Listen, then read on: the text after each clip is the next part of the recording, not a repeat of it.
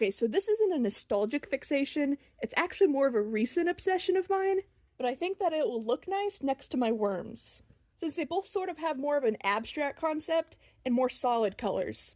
The fixation in question being Omega Mart, which is a sort of interactive art exhibit in Vegas made by the artist group Meow Wolf.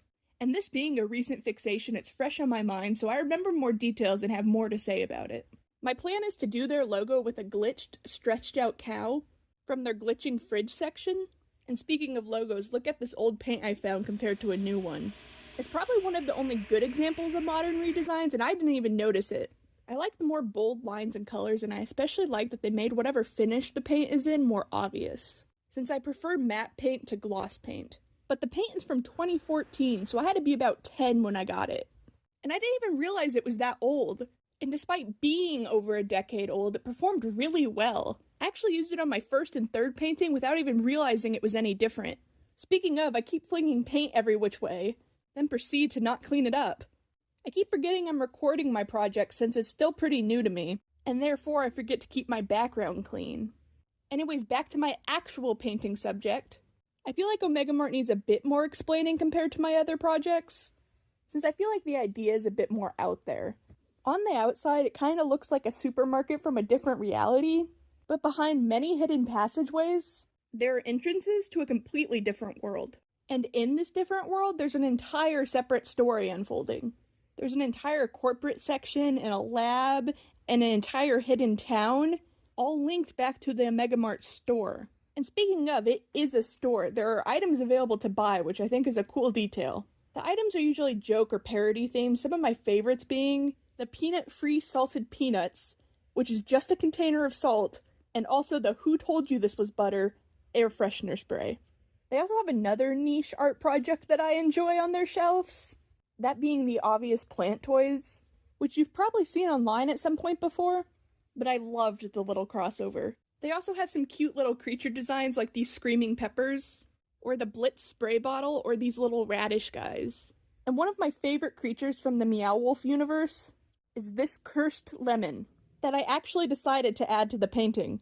It's actually the first thing I saw from Omega Mart or Meow Wolf, and is meant to mimic the Burger King Pokemon toy PSA, I think from the 90s.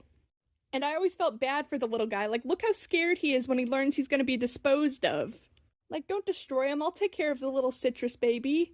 And they have tons of little fake commercials like this, as well as an in-universe employee training video, and also a music video with even more lore. Even their online merch shop has some interesting things, and inspire the subject for this painting with these stickers. And all these moving parts make it such a unique and interesting experience. It's like an ARG but with a physical location. And this isn't Meow Wolf's only installation, it's not even their first. The first one was called House of Eternal Return in Santa Fe, New Mexico. And the one after Omega Mart was called Convergence Station. And that one was in Denver, Colorado. But when I first found out about this, that was all they had, but they were planning one in Texas. But now they have two in Texas, one in Grapevine and one in Houston. And are planning two more, one in Los Angeles and one in New York City.